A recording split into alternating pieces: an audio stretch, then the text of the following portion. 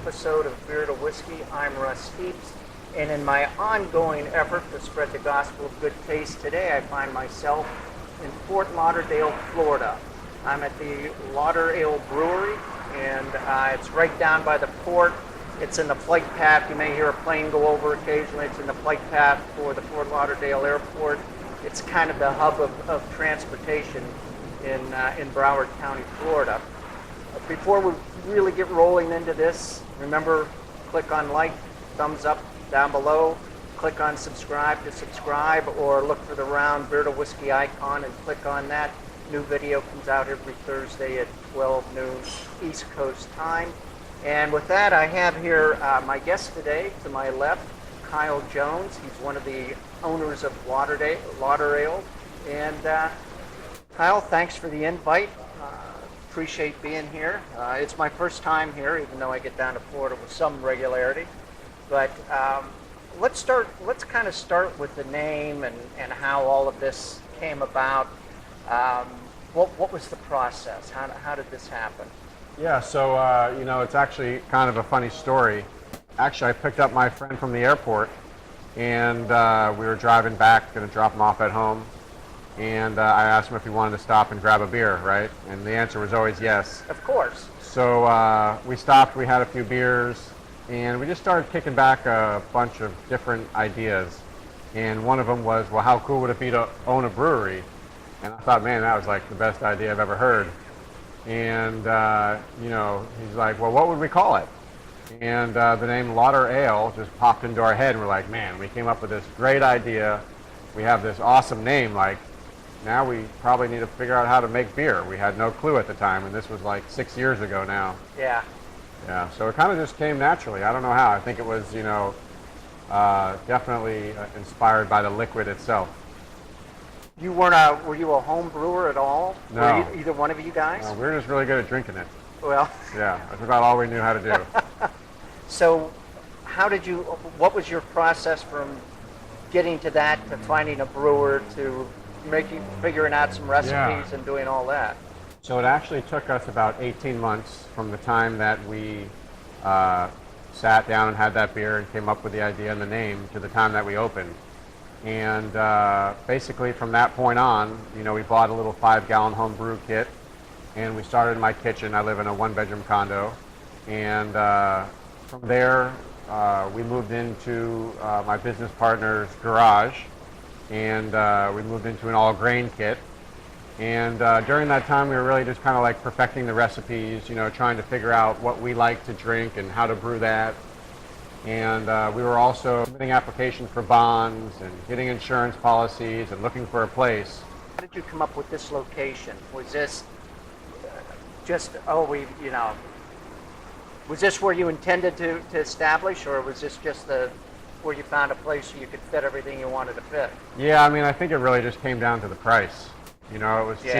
Yeah. And, the other thing which we kind of realized later is that it's difficult to get, zoning for a brewery. A lot of the municipalities, are new, to the brewing, zoning, Sure. city planning perspective, I guess. And started looking at places after we found this, and we're like, look, it's cheap, it's got the zoning, so let's just do it. And here we are. When we moved in here, most of the buildings around us were empty. So over the time, we've kind of, renovated the area a little bit. Basically, our customers come from everywhere. And we have a really good local following. A lot of regulars that come in here, 2, 3, 4, 5 times a week, which is incredible to see. Yeah. And then since we're so close to Fort Lauderdale International Airport and Port Everglades, we get a lot of travelers that come through here. So we really get a big mix, a wide variety of people. It's really interesting. I noticed standing out at the doorway that you've got a list of music acts. Mm-hmm. It looks like you have music in here once All or the twice time. a week. Yeah, at least once or twice a week. I think it all started out here maybe like 4 years ago with a band called Dirt Poor Millionaire, and they were just awesome. They're in Tennessee now, and it just kind of helped us understand and realize, the significance and the culture and, I guess just the local vibe about live music. Right. So we've been doing live music for 4 or 5 years now, ever since we pretty much opened. And we've added things like Taco Tuesday, where we have a live mariachi band. We have live music on Sundays for brunch. And then your random Fridays and Saturdays. We have some pretty big acts that come through here. I mean, mainly local, but people that have been around for, decades throughout, like the city. Sure. Like Albert Castiglia and Randy Bernstein. Yeah. Crazy Fingers. Like, these people have been playing, in the Tri-County area for Yeah. probably close to 30 years. Yep. Yep. I know Crazy Fingers Oh, has yeah. been around You've forever. heard of them, yeah. Oh, yeah. Yeah. They've been around forever. Yeah, they bring an awesome crowd, and it's really neat to see the people that follow them, for so long, and all the different locations that they play. And, I guess it kind of is similar to like a craft beer drinker. Whenever they fly into like a new city or country or whatever, one of the first things they do is like, look for a craft brewery. Yep. Like that's who they follow, Yep. beer. Yep. Right? Yep. So I think the beer and the music, have good synergy. What's your business partner's name? His name's Joey Farrell. Joey Farrell. Yep. How do you guys divvy up responsibilities here? Who does what? From the beginning, Joey was in school, actually. He was going to Cornell. And when he got out of Cornell, he went to work for the business that he'd been working for a long time, right? Marine salvage. So Joey is more of like a silent partner, I'd say. And I'm more of like an operations. So he's one of my best friends. We've known each other for 15 plus years. And I think we both agree that the partnership's kind of worked out, how it has. We're very similar, so if we get Yeah. together and work on the same project, Yeah. it's kind of tough sometimes. We once built this raft for like a raft race. And, he's a naval architect, right? Okay. I just wanted to build something simple, and we ended up building like this 20-foot long by 10-foot wide Viking ship. It was the most badass vessel in the race, but it was a lot of work. And Yeah. it was fun though. He's my best friend, and he's a great partner to have. I could have done it without him. How do you guys come up with recipes? Is that who's your head brewer at this point? So right now we have Dominic Venditti and John Okay. Jablonski. Okay. And John's been with us since day one.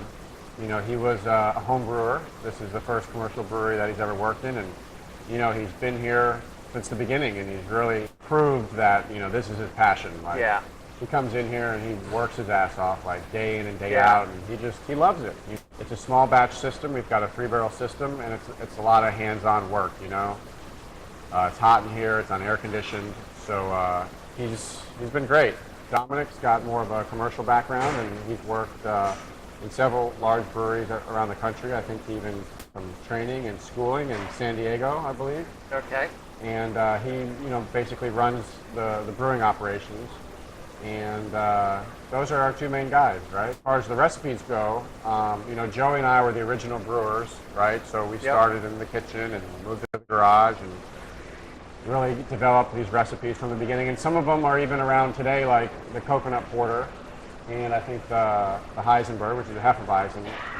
But for the most part, I leave it up to John and Dominic. We of course get feedback from our customers and our staff members. Really a collaborative effort as far as like the ideas go, and then we leave it up to the brewers. Some beers need to fit, certain, characteristics and styles to be an actual style and just not be some random weird ass beer, which we make too, Yeah, there's a lot of that going around. Yeah. You're not alone. What's your annual production here, barrel-wise, roughly? We do about 1,000 barrels a year. Do you really? Yeah. That's a fair-sized operation. Yeah, for a 3-barrel system. Yeah, that's we're brewing. You guys are pushing some beer out the door here. 3-4 days a week. A lot of the batches we make are double batches, so they work their asses off back there. It's not an easy job. I know you've got, you must have 20 beers. 1, 2, 3, 4, 5. You've got about 25 beers on tap. It looks like. Yep. How many of those are core beers? How many of those are your rounders? We recently picked 7, and we kind of brought it back to 5 because we noticed we were kind of losing some of the variety. Yeah. And I think that's something that certainly kind of differentiates us from the competition.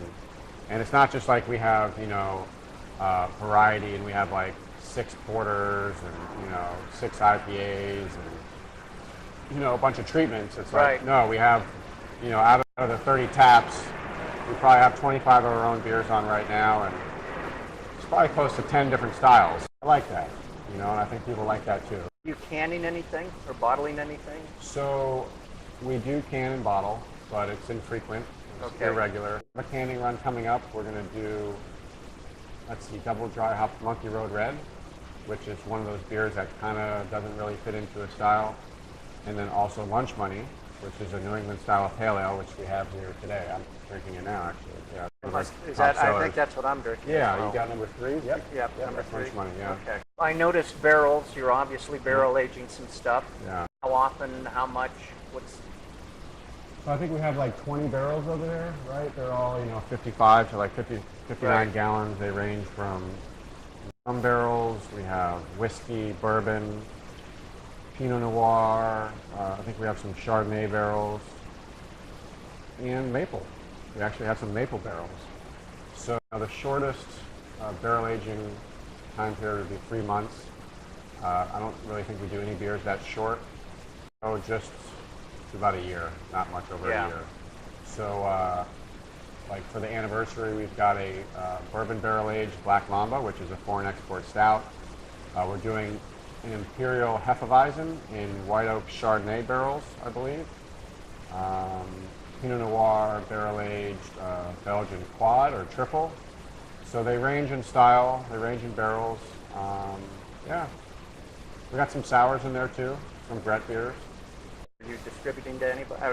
You're making 1,000 barrels a year, so you must be doing some distribution. Yeah, we do distribute a little bit. I think 95 or 90% of everything that we produce, we sell out of the tap room.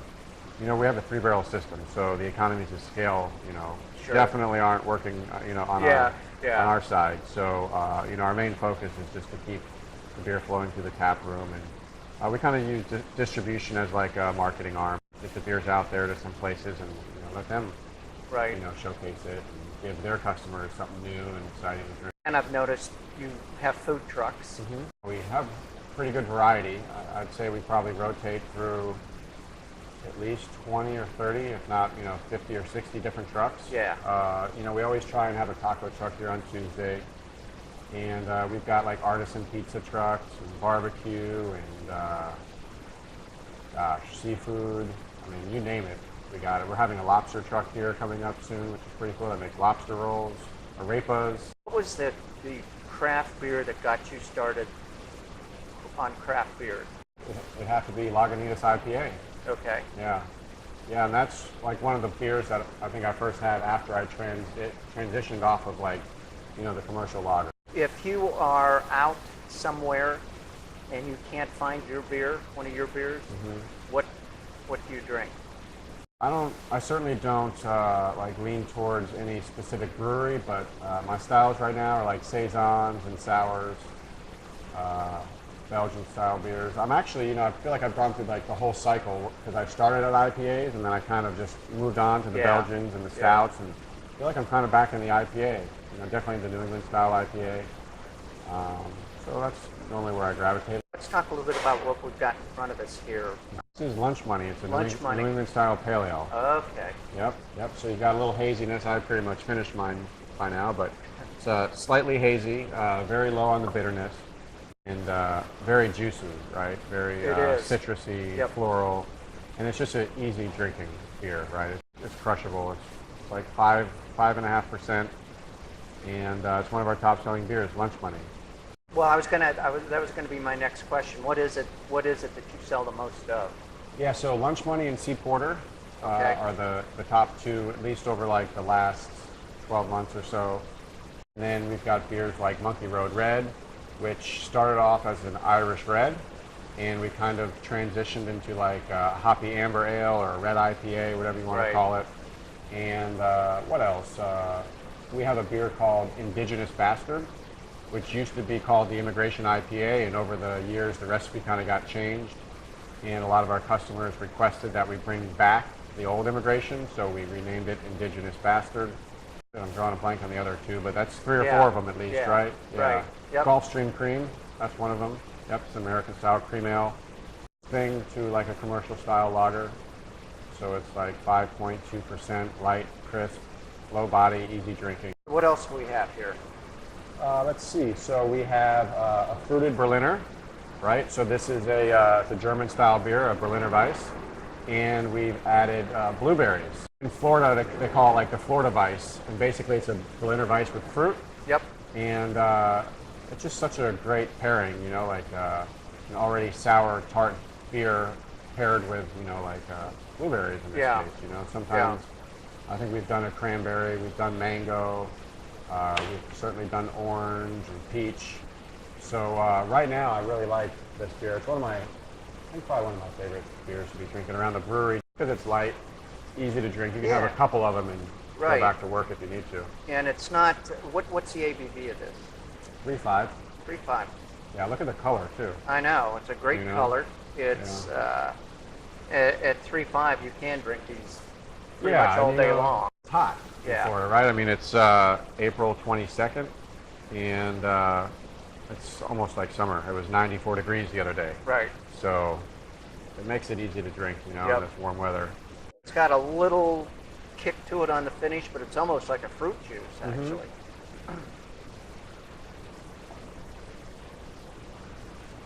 Yeah, it's nice. It's tart, you know, kind of like hits your taste buds on the side of your tongue a little bit. But it's not sour. No, it's not. Okay, what else? What else we got next? So we have Heisenberg, which is a German-style Hefeweizen. Okay. And this is another German beer, right?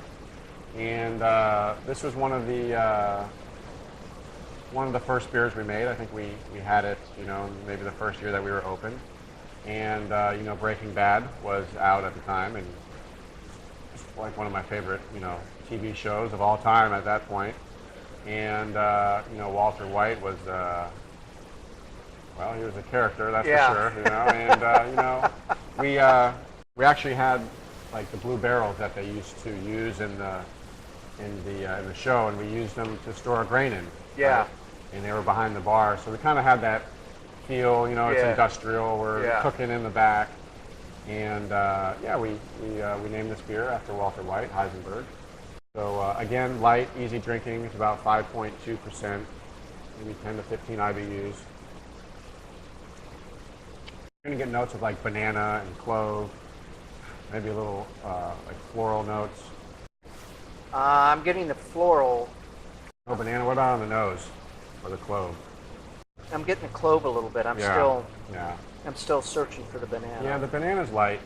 We used to use a different strain of yeast that brought out a lot more banana, but we're still trying to play around with the fermentation temperature a little bit. And I think if we raise it a couple more degrees, or maybe just a degree or two, we'll get more of the banana and the clove. Certainly, when I drink a Hefeweizen, the flavor that I really enjoy, you know, and I think that it's really great that it comes from the yeast. You know, it's just part of the process, and it's not like we're adding in banana or clove or anything. One of the things that we've tried to do here, it's been very difficult, but is to stick to a more traditional style of brewing. In Germany, it's called Reinheitsgebot, right? Where we just use the four main ingredients: water, yeast, barley, and hops. But people are really enjoying, you know, these fruited beers and these treatment beers. We use coffee and mango and habanero. But the Heisenberg is a beer that water, yeast, barley, and hops. That's another crushable. That's another one you could drink this whole day long. It really is. Wow. Certainly when we started drinking craft beer, we were drinking, you know, 3.5% beers. Yeah. And then we'd start drinking, you know, 5, 6, 10%. And it took us a while to really figure out, like, oh, we need to slow down here, you know? So I think for somebody that, you know, may be new, you know, to the craft beer industry or the craft beer market, it's something to take note, right? Sure. You know, even this beer is 50% higher than a commercial lager, right? Yeah. So we try and, you know, keep our ABVs around 5-6%, so people can come in here and walk out of here safely and be able to enjoy a couple, not just have one and be like, it's like drinking 3 beers. Yeah. You know, or 4 or 5 sometimes. This is 5.2. Easy drinking. It's tasty. I like that. Maybe a little bubble gum too. I feel like I just got a little bubble gum. That's kind of a common flavor in some of the German and Belgian style yeasts. Right. Yeah.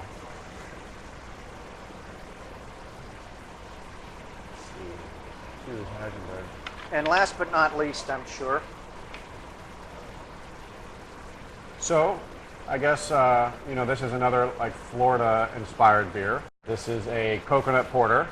It's called Sea Porter, and 6.2% ABV, and it's a robust porter with coconut added. And this beer was actually one of the first beers we made as well. And we did the story about us trying to be more traditional, right? Sure. And one of our brewers at the time, AJ, he's like, we got to do this. We got to make this beer. Try it. And I tried it. I'm like, man, I don't want to be putting these weird ingredients in our beer. And he's like, oh, it's so good. At that point, I'm like, all right, let's let one of the customers try it and see what they think, And the customers tried it and they loved it. Yeah. And I'm like, all right, it's not about me. It's about what the customers want. And it's been one of our flagships since the beginning, probably since that day. And we've won some medals for it. We've won a gold at Great American Beer Festival, I think in 2017. I don't remember where else, but we've won some medals for some of our other beers, which has been a great, a great thing to happen, and really, shows how hard our brewers work. It's odd because I'm not a fan of coconut, but I love it in beer. Yeah. I really do like it in beer. And I can't remember down in Isla Mirada, I can't remember whether it's Isla Mirada Brewing or the Florida Keys Brewing Company, but one of them has a kind of a session beer that's got coconut in it, and boy, I could drink those things all day long. Yeah. I really like it. For us, we really took like a dark beer, right, that's normally drank like in the colder months. Right. And we've kind of given it like a tropical flair, right, a tropical twist. Yep. And, it's not as heavy bodied as you might think it would be. So, it's even, well drank in the summertime. It's almost year round, one of our top beers. So, sure. And, we're so close to the Caribbean. We have coconut trees, surrounding us everywhere. Yeah. So it's just kind of like a natural ingredient to use, right? it makes sense. What's the ABV of this? 6.2. Okay. Yeah. Little stiffer, but not much. Yep, I think out of all the beers we had, this was the strongest, but not by much. But yeah, I mean, it's 11:30 on a Monday, so We're certainly enjoying them. We're pacing ourselves. Wow, I'm basically a brown porter stout guy, so I really appreciate something like this, and particularly something that it blends so well with the temperatures, the climate, and here, and it is. I wouldn't feel bad about drinking this in the middle of the summer at all. Right. Yeah, I mean, we've taken some of the 4-packs or 6-packs out on the boat. Right? Yeah. It's actually like if you've been out fishing or diving all day, it is nice to have one or two of them on the boat, like in the sun, just got out of the water or something. Yeah, especially if you made it. That even makes it taste better sometimes. And you're not drinking it at the brewery. You're out enjoying it. Yeah, the way. Yeah. I always kind of thought that when I drink beer here versus when I drink it somewhere else, like it tastes different. Could be a result of like the supply chain, but I think just psychologically, just having it somewhere else. Well, you've got a nice open air section here too. That it's not like being on a boat, but at least you're outside. But it could be close sometimes. Yeah, we don't have the water to jump in, but yeah, we have about a 2,000 square foot open air tap room here, and then about another 2,000 square feet outside beer garden. Yep. Right. So, I mean, for most of the year, people can be outside here. I mean, sometimes it gets a little hot. Yeah. But when you're sitting down drinking a beer, it's not so bad. Yeah, you slather on some sunscreen and tip a few. Yeah, exactly. The beer cools you down, I think, a little bit. Well, I think we have covered some ground today, and it was fun learning about you, about the brewery. And again, I appreciate the invite. Yeah, appreciate you making your way down here. Hey, I'm happy I did. Texas and Miss Lily, see you next time.